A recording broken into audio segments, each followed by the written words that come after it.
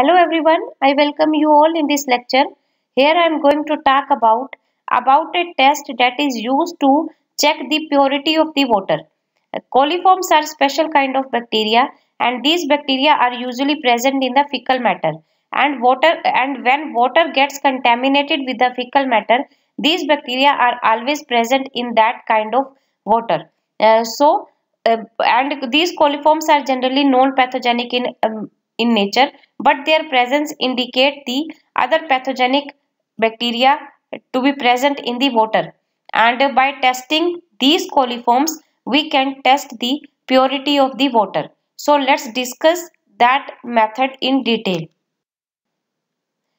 So let's first understand what are bacteriological tests. Bacteriological test means to test the presence of bacteria in a particular sample, and testing the coliforms is also a kind of bacteriological test. And if coliforms are detected in the water, that will then we can conclude that water is not pure and it can't be used for drinking. And the water that is suitable for drinking is termed as potable water, and water which is not suitable for drinking is called non potable water. So in other words, we can also say that this test is used to check the potability of the water. That means the suitability of the water for drinking or safety of the water. Kinds of bacteria. Bacteria are harmful as well as useful to us, and on the basis of this, bacteria are of two kinds: pathogenic bacteria, which causes diseases, and non-pathogenic bacteria, which do not causes diseases. And the bacteria that are of major concern are pathogenic bacteria. Here in this test, it must be understood that coliforms are mostly non-pathogenic in nature, but the presence of these bacteria indicates the presence of pathogenic bacteria in the water that has been entered into the water from the sewage water. Uh, and thus we are detecting non-pathogenic bacteria, but these bacteria are indicating the presence of pathogenic bacteria in the water, and such kind of water is unsafe and that can cause diseases.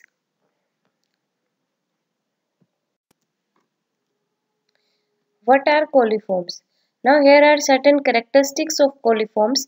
These are rod-shaped, gram-negative bacteria, non-spore forming, motile or non-motile in nature, belong to the family Enterobacteriaceae.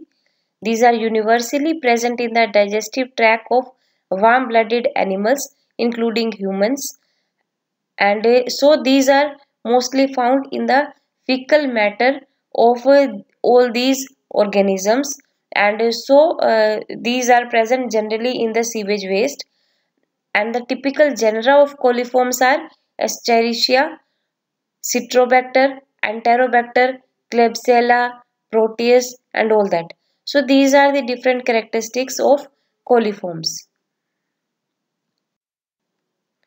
Classification of coliforms in groups.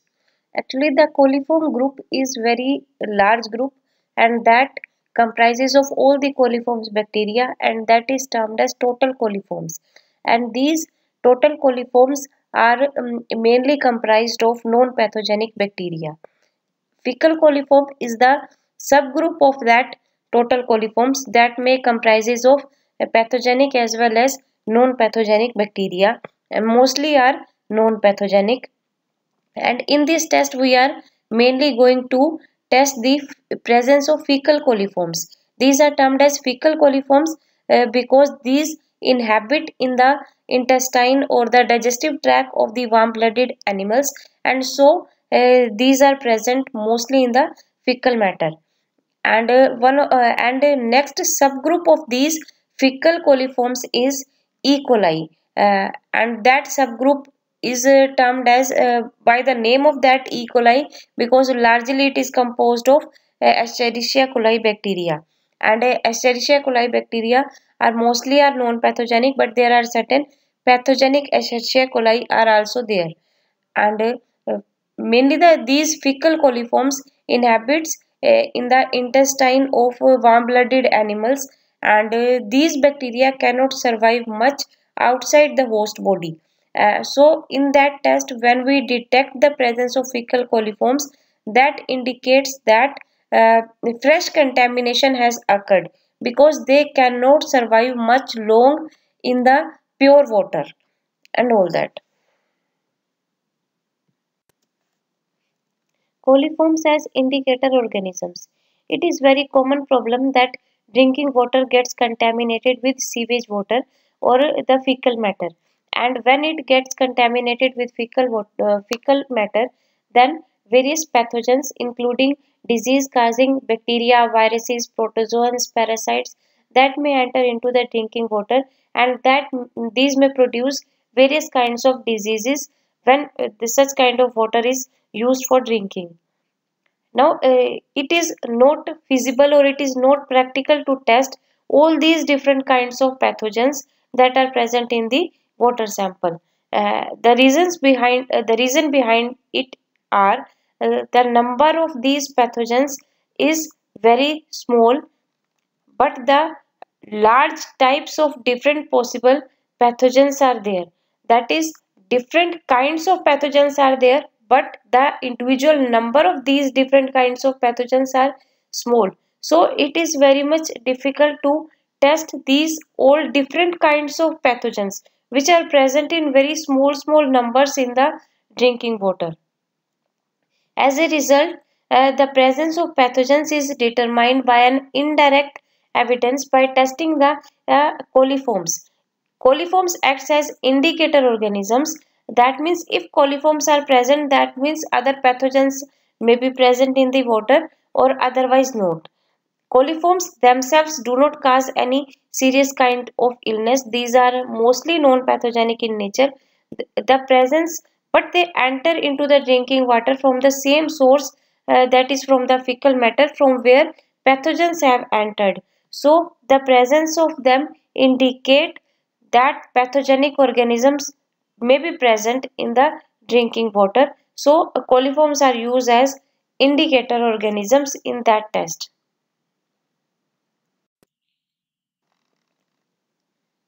Coliforms possesses certain characteristics which make them very suitable candidate to be used as indicator organisms. First one is that coliforms enters from the same source into the water from where pathogenic organisms enter. That means coliforms as well as pathogenic organisms both enter from the fecal matter into the drinking water. And coliforms are relatively easy to culture as compared to the pathogenic organisms. These are easy to identify and these are usually present in large numbers as compared to the other dangerous pathogens. So these are easy to be detected because of their large numbers. And these bacteria respond to environment or wastewater treatment mechanisms very similar to the many pathogens. Therefore, these coliform bacteria are reasonable to be used as indicator organisms, and thus they indicate the presence of pathogenic bacteria in the water.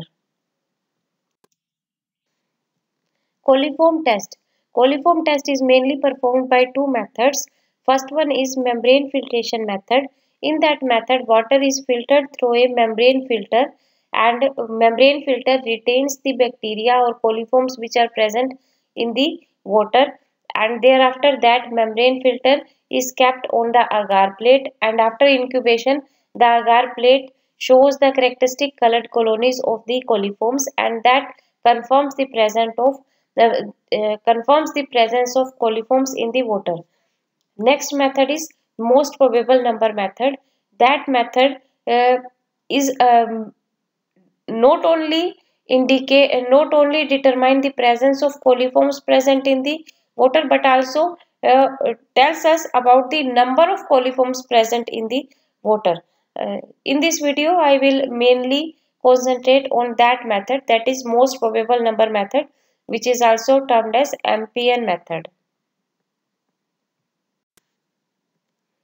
most probable number method. This method is mainly comprised of three steps. These are presumptive test, confirmatory test, and completed test.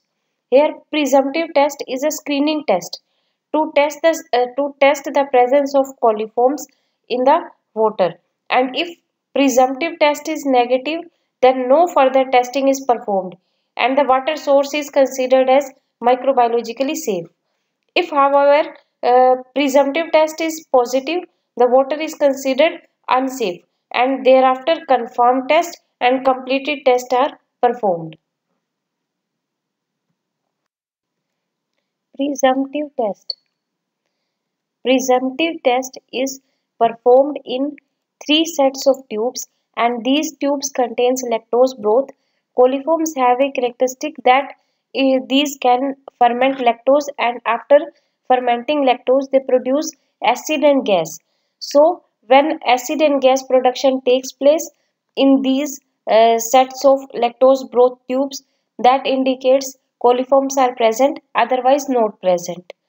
And the presence of acid is indicated by the change in the color of the medium, and the presence of gas is indicated by the gas bubbles that are collected in the inverted Durham tubes that are kept in all the tubes. And the number of coliforms, these are determined by counting the number of positive tubes in each of the sets, and the number of positive tubes are then compared with the standard statistical table, and that table indicates how many number of coliforms are present in 100 ml of water. A less number of coliforms indicates water is safe, and more than 2 number of coliforms per 100 ml of water indicates water is unsafe for drinking. Presumptive test procedure. Here the media that is used, or medium or broth that is used, that is McConkey broth or lactose broth. Actually coliforms are lactose fermenters. On fermenting lactose they produce acid and gas, and these acid and gas are detected, and if acid and gas production is there, that means coliforms are present, otherwise not present. So here the broth that is used is McConkey broth. That broth contains lactose, and lactose broth also contains lactose. So these two kinds of broths are used for carrying out that presumptive test, or to test the presence of coliforms. Here that broth is prepared in double strength as well as in single strength. Double strength means all the components of the broth are taken in double amount. Here double strength broth is poured in 5 tubes. Here the tubes are taken in 3 sets. In each set there are 5 tubes. In the first set 5 tube. In the first set 5 tubes. Double strength broth is poured, and in the other 2 sets, that is in the 10 tubes, single strength broth is poured. And after pouring the broth, Durham tubes are also kept in these tubes in inverted position. Care has to be taken that there should be no air bubble initially in the Durham tubes. And after this, that broth is sterilized by autoclaving at 15 pounds per square inch pressure at 121 degrees Celsius for 15 minutes. Thus, we have prepared here three sets of five tubes, and in these tubes we have taken lactose broth with inverted Durham tubes, and these lactose broth tubes have been sterilized.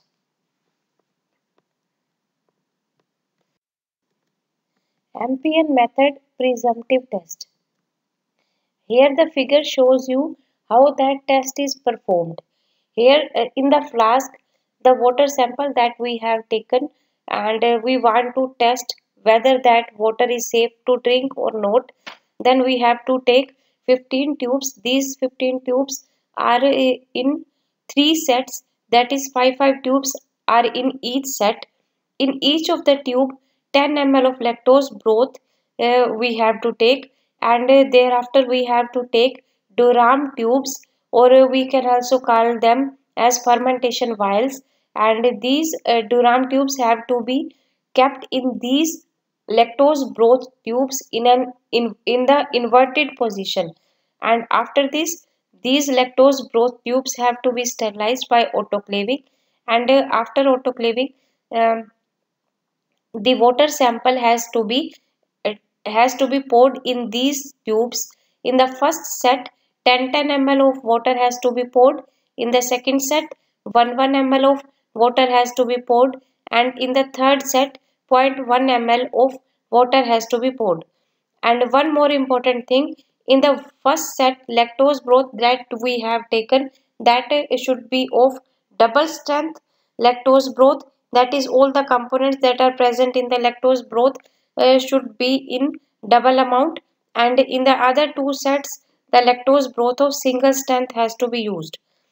And after pouring the water, these tubes have to be incubated at 37 degrees Celsius for 24 hours, and thereafter here our test result has to be shown here, has been shown here, and here the first 5 tubes are positive because here the color of the indicator has been changed, that is color has been changed from red to yellow, that is due to the acid production by the coliforms. And in the another set, in the second set, there are 2 tubes are positive because here 2 tubes are of yellow color, because the color of the indicator has been changed from red to yellow. So here the number of positive tubes have come. 5 positive tubes are in first set, 2 positive tubes in the second set, and 0 positive tube in the third set. So in this way, these number of positive tubes are determined in the presumptive test, and the production of gas is indicated by the formation of bubble in that inverted Durham tube, and that can also be used as an indicator whether a tube is positive or negative. If gas bubble is there, that means the tube is positive. If gas bubble is not there, that means tube is negative. So both of these tests are used to determine the positive tubes, that is the tubes that are having coliforms. Ambient test results.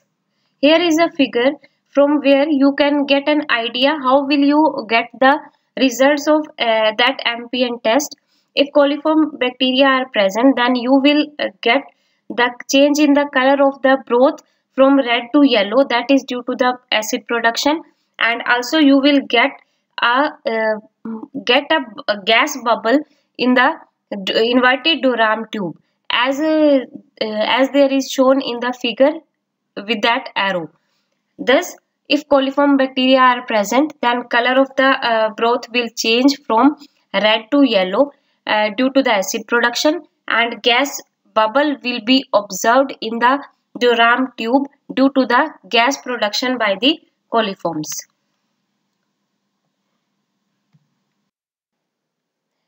So let's first understand what are bacteriological tests. Bacteriological test means to test the presence of bacteria in a particular sample, and testing the coliforms is also a kind of bacteriological test.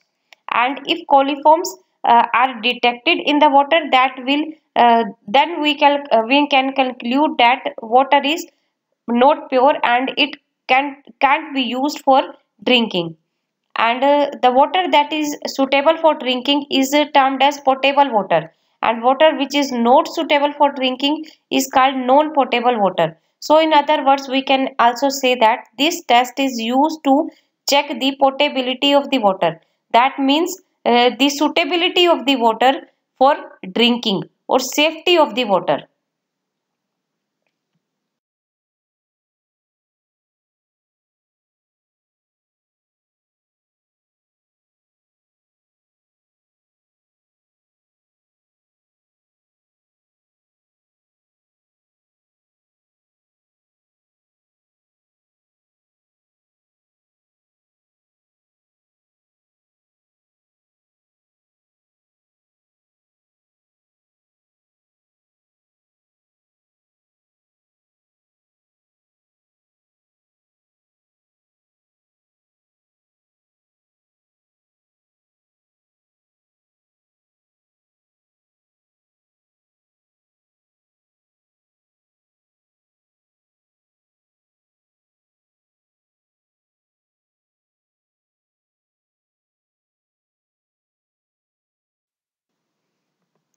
Composition of phenol red lactose broth. This lactose broth is termed as phenol red lactose broth because here the pH indicator that is used is phenol red.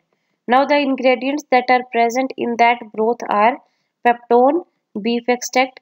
These both components provide the nutrients to the growing microbes. Lactose is fermentable sugar. Phenol red is indicator. pH of the medium is 7.4 plus minus 0.2 at 25 degrees Celsius, and here the pH indicator that is phenol red is red in color at neutral pH, but when coliforms produce acid the pH gets lower down when pH becomes lower than 6.8, then its color changes from red to yellow, and at high pH, that is pH more than 8.4, its color is pink. That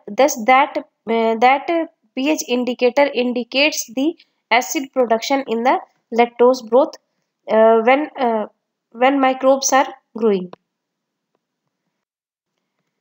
Now the lactose broth can be used with another acid base indicator also, that is bromocresol purple, and when that indicator is used, then the composition of lactose broth is peptone, here 5 gram, beef extract. These both provide the nutrients to the growing microbes.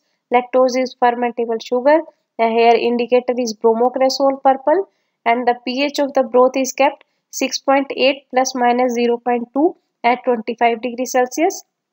Here the pH indicator bromocresol purple is initially purple in color, that is above 66.8 pH, but when pH becomes less than 5.2, then its color changes to yellow. Composition of McConkey broth. McConkey broth is also used to differentiate between lactose fermenting and gram-negative bacteria from non-lactose fermenting gram-positive bacteria. And here the different components are present in it are peptone. Peptone provide the nutrients, vitamins to the growing microbes. Lactose monohydrate, it acts as a fermentable carbohydrate. Bile salts are inhibitory to the gram-positive bacteria. Sodium chloride maintains the osmotic balance of the broth. Neutral red acts as an indicator. Crystal violet is also inhibitory to the gram-positive bacteria, and pH is maintained 7.1 plus minus 0.2 at 25 degrees Celsius. Neutral red is an pH indicator, and initially the broth is colorless, and if coliforms are present in water, then the coliforms will produce acid, and pH will lower down below 6.8, and the color of the broth will changes to red. Thus it acts as an differential broth to differentiate between lactose fermenting gram negative coliforms from the non-lactose fermenting gram positive bacteria, and if coliforms are present, then the broth color changes from colorless to red. Confirmatory test. After performing the presumptive test, there are chances that some microorganisms other than coliforms also produce acid and gas. So, to confirm that whether that acid and gas has been produced by coliforms or not, that confirmatory test is performed, and in that test all the tubes which have indicated positive result after presumptive test, from these tubes a loopful is inoculated into three kinds of uh, broth or media, and these are, we have to inoculate into brilliant green lactose fermentation tube, to an agar salant, to tryptone broth. So let's discuss in detail what happens when the culture is inoculated from the positive tubes to these three kinds of broth or media.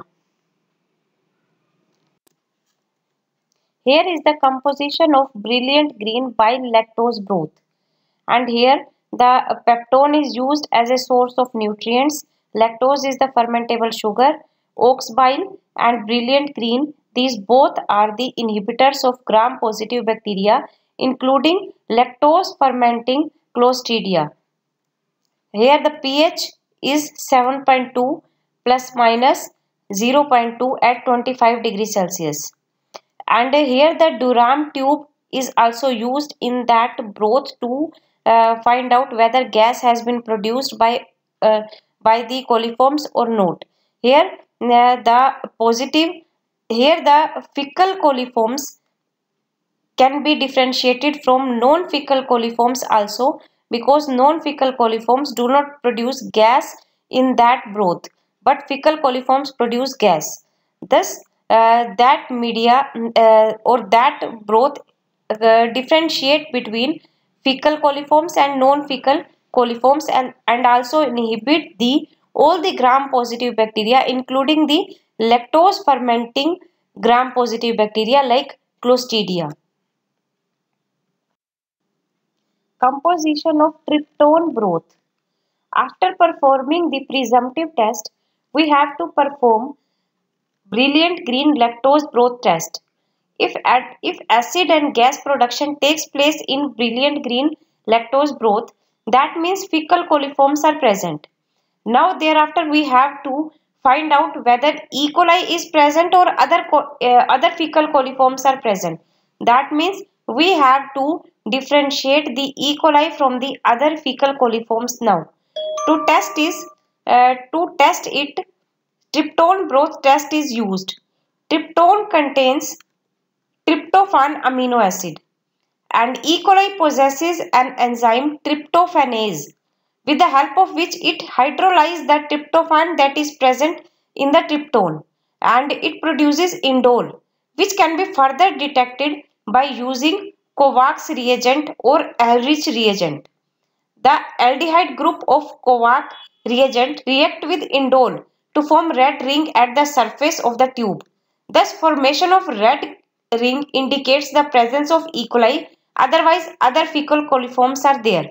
So this is the principle of that test, and in the broth there are present components like tryptone. Tryptone is a substrate that contains tryptophan, and sodium chloride maintains the osmotic balance of the broth, and the pH that is maintained is 7.5 plus minus 0.2 at 25 degrees Celsius.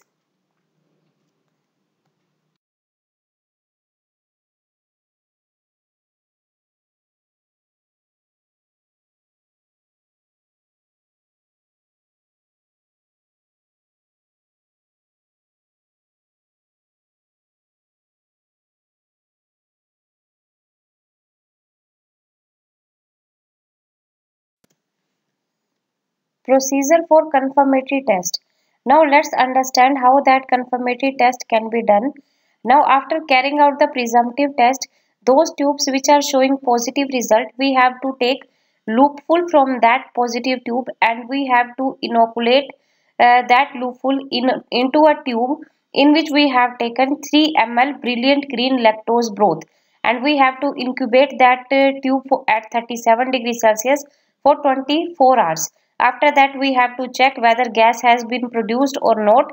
If not produced, then we can keep it for about 48 hours, and thereafter we have to check the gas production. If gas production is there, then that means fecal coliforms are there, otherwise not there. Now another way to carry out the confirmatory test is that we can inoculate from the positive presumptive test into a agar slant, and we have to incubate these agar slants at 37 degrees Celsius for 24 hours, and thereafter we have to perform the gram staining test, because coliforms are gram negative, and if we observe the bacteria are gram negative, then we can conclude that these are coliforms, and we can examine these bacteria also under the microscope, whether these are rod shaped or not, because coliforms are rod shaped bacteria. So by performing gram staining and by observing the bacteria under the microscope, we can confirm that these are coliforms or not. Now that I have already told you, if a gas production takes place in the brilliant green lactose fermentation broth, that means uh, coliforms are there, or fecal coliforms are there, otherwise not there. And similarly, by gram staining, by spore staining, by observing under the microscope whether these are rod shaped or not rod shaped. So these all tests can be used to confirm whether our presumptive test is correct or not. Now, another way for confirming the presumptive test is by using the tryptone broth, and here we have to inoculate from the positive presumptive test tube to a tryptone broth tube. That is, we have to take 3 ml tryptone broth in a tube, and we have to inoculate from the positive presumptive test tube into that broth, and we have to incubate it at 44.5 degrees Celsius for 24 hours. And after incubation we have to add 0.1 ml Covax reagent, and we have to mix it. And if and in that test we I have already told you that we have to differentiate whether E. coli is present or other fecal coliforms are present, because E. coli possesses an enzyme tryptophanase, and that tryptophanase enzyme uh, hydrolyze the tryptophan present in the tryptone, and after hydrolyzing it will produce indole. And to detect whether indole has been produced or not, we have to add 0.1 ml of Covax reagent. And if indole is present, then you will observe a red colored ring on the surface. If red colored ring or red colored film or has been observed, that means thermotolerant E. coli is present. Okay, so these all are the different confirmatory tests by which we can confirm the presence of fecal coliforms or the thermotolerant E. coli present in the water.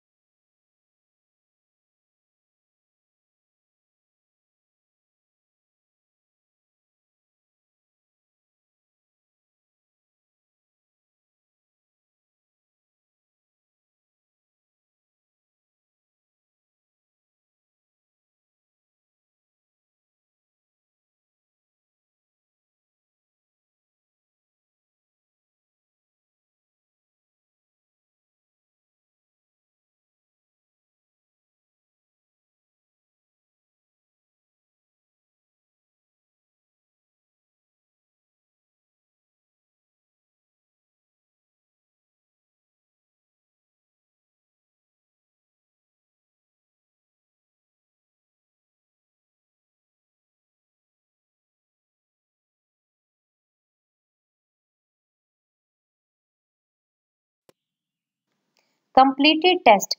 After the confirmatory test, there are chances that results may be false. So it is desirable to complete the test, and for this the inoculum from the positive test of confirmatory tubes, these are staked on a special kind of media, and that is eosin methylene blue agar media. And on that media, coliforms gives as their characteristic colonies. By observing these colonies, that test can be completed. And for this, a loop we have to take a loopful of the sample from each of the positive brilliant green lactose broth tube, and we have to stick on the that selective medium, that is eosin methylene blue agar medium, and we have to incubate these plates at 37 degrees Celsius and 44 degrees Celsius. 37 degrees Celsius for detecting the coliforms, fecal coliforms other than E. coli, and 44.5 degree for detecting thermotolerant E. coli. High temperature is used for detection of thermotolerant E. coli. And after incubation, coliforms will produce characteristic colonies which are having a green color with metallic sheen, and which differentiate these coliforms from the other non-coliform bacteria, because non-coliform bacteria bacterial colonies do not produce any sheen, and the typical colonies which have been produced at high temperature, that is at 44.5 degrees Celsius, indicates the presence of thermotolerant E. coli. Advantages of most probable number method, and here that method is easy to perform and it is easy to interpret the observations or the results that we get from that test. Uh, Acid production can be easily observed in the form of color change, and gas production can be easily observed in the form of gas bubble. So thus it is easy to interpret the results of that method. And effective, this method is also effective for analyzing the turbid samples like sediments, sludge, because such kind of samples cannot be analyzed by membrane filtration technique. Disadvantages of most probable number method, and that method require more glasswares and different kinds of media have to be prepared. It takes long time to get the results. Results are always not very accurate, and there is more probability of false results in that test. References for this presentation are these. Thank you.